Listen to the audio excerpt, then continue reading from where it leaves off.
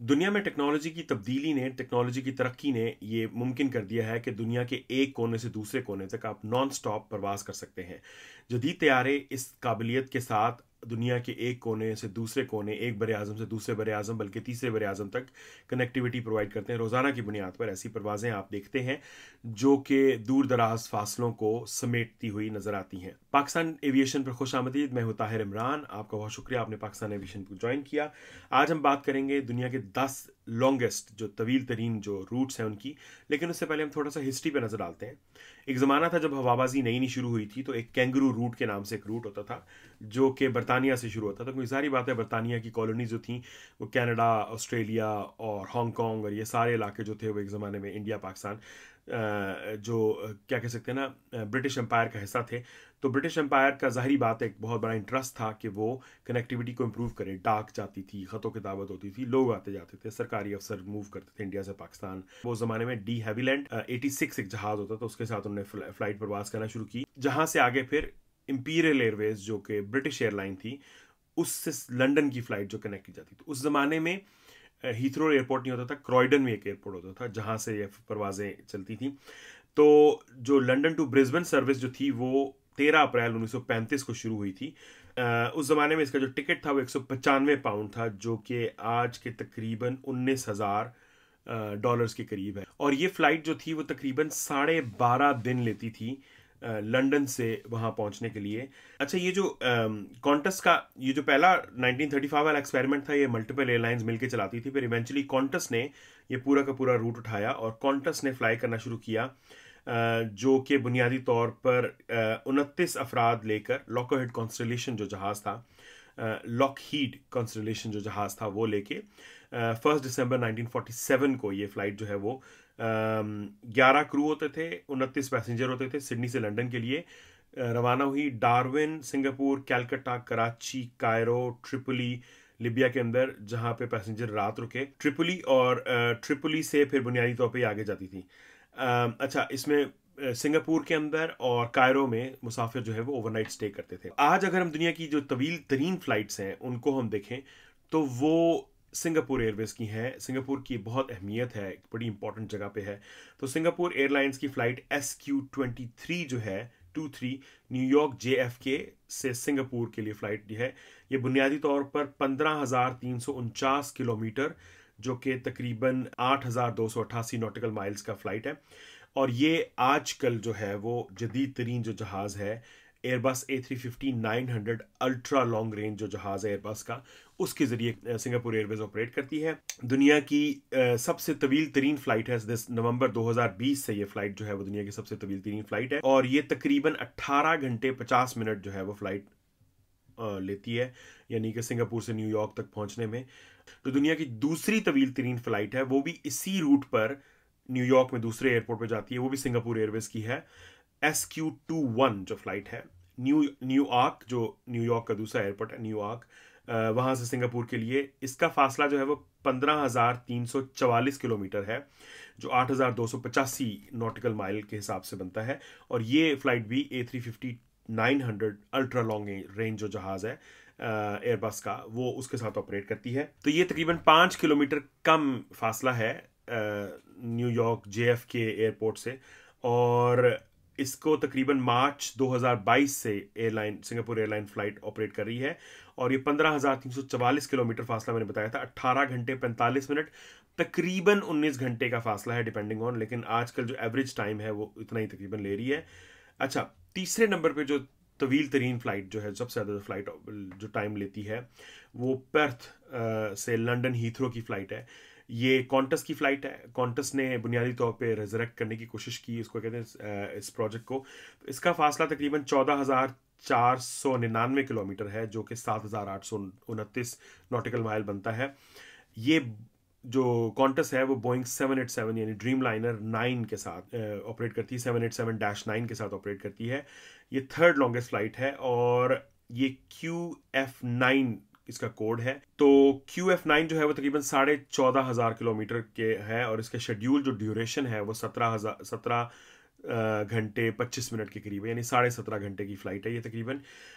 Average time जो आजकल flight radar पे नोट किया गया वो 16.5 तकरीबन 17 घंटे का था। 16 घंटे 57 मिनट का था। ये कॉन्टस का सबसे तवील तरीन रूट है जो कि वो ऑपरेट करती है, और इन्होंने मार्च 2018 से फ़्लाइट ऑपरेट करना शुरू कर दी। चौथी तवील तरीन फ़्लाइट है वो भी कॉन्टस की है, QF22।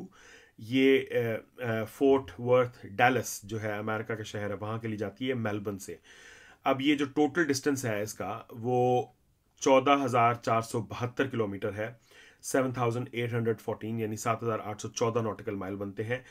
ये भी कॉन्टस जो है वो बोइंग 7879 के साथ यानी ऑपरेट करती है। ये QF9 जो हीथ्रो वाली फ्लाइट है उससे तकरीबन 27 किलोमीटर शॉर्ट है। 14,000 किलोमीटर मैंने बताया, 17 घंटे 35 मिनट तकरीबन इसका टाइम है। अब ये जहाज़ों के बारे में यानी कि ये नॉन स्टॉप फ्लाइट्स इसलिए पॉसिबल हुई कि जहाज़ों की टेक्नोलॉजी में, इंजन टेक्नोलॉजी में, फ्यूल एफिशिएंसी के अंदर, और ऑफ कोर्स जो दूसरी टेक्नोलॉजीज हैं उनके अंदर तरक्की हुई, उसके नतीजे में पॉसिबल हुआ।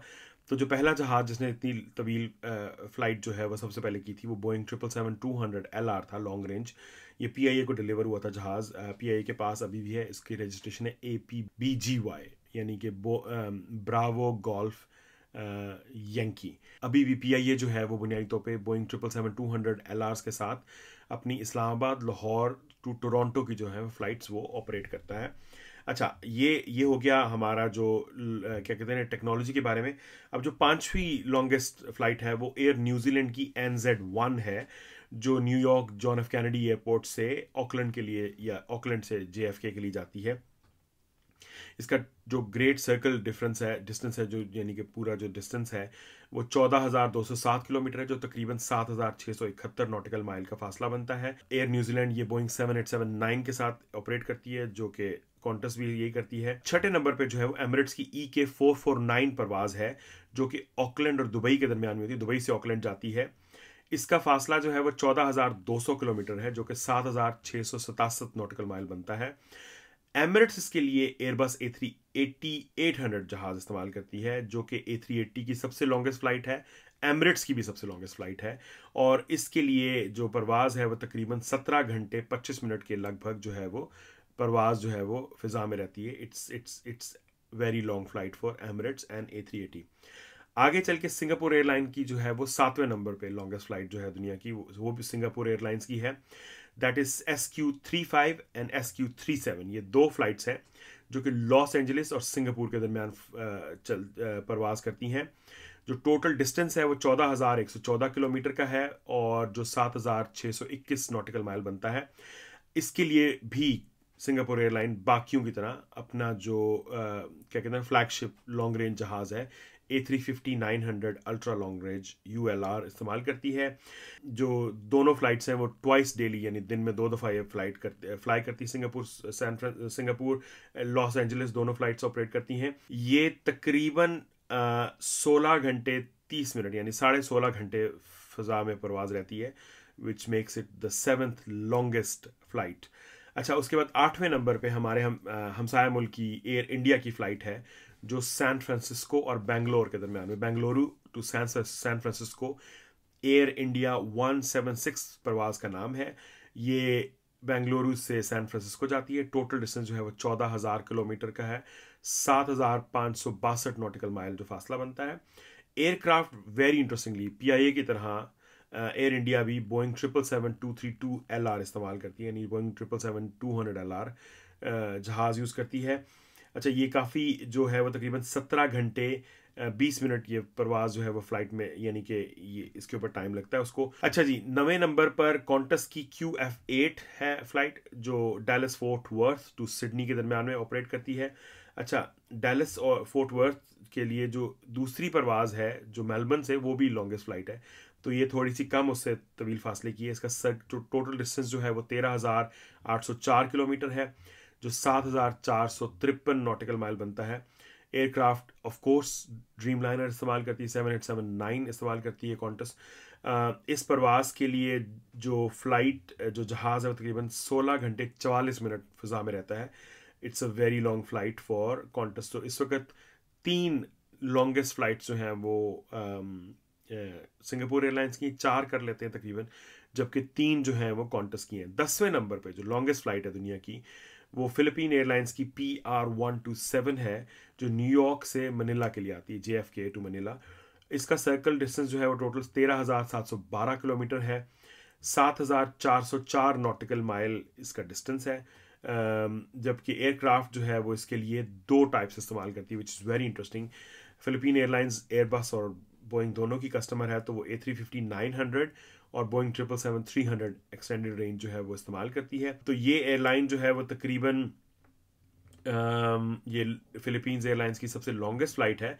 बल्कि ये बोइंग 777-300ER जो एक्सटेंडेड रेंज जहाज़ है, उसकी भी सबसे लॉन्गेस्ट फ्लाइट है, क्योंकि लॉन्गेस्ट फ्लाइट्स नॉर्मली बोइंग का जो 777 फैमिली है उसमें LRs करते थे, लेकिन ER की सबसे लॉन्गेस्ट फ्लाइट है। इसका जो एवरेज फासला है, जो वक्त इस्तेमाल होता है, वो 16 घंटे 13 मिनट का है, जो कि एयरलाइन इस्तेमाल करती है। सो ये दुनिया की लॉन्गेस्ट फ्लाइट्स हैं डिस्टेंस वाइज। इनके बारे में ये स्टोरी जो थी वो मैंने आपके साथ शेयर की। इसके लिए डेटा जो है वो ऑफ कोर्स मैंने मुख्तलिफ साइट से लिया और उसको फिर मैंने कलेक्ट करके लिखा। हमारे चैनल को ज़रूर सब्सक्राइब करें और वीडियोस को ज़रूर शेयर करें। हम मिस इन्फॉर्मेशन डिसइन्फॉर्मेशन को टैकल करने की भी कोशिश करते हैं, और कोशिश ये भी कर रहा हूँ मैं कि लोगों की जो एविएशन के बारे में एजुकेशन है उसको भी बेहतर किया जाए। आपका वीडियो देखने का बहुत शुक्रिया। ज़रूर शेयर कीजिएगा, चैनल को सब्सक्राइब करें और बेल आइकन ज़रूर दबाएं। और अगले व्लॉग तक खुदा हाफिज़।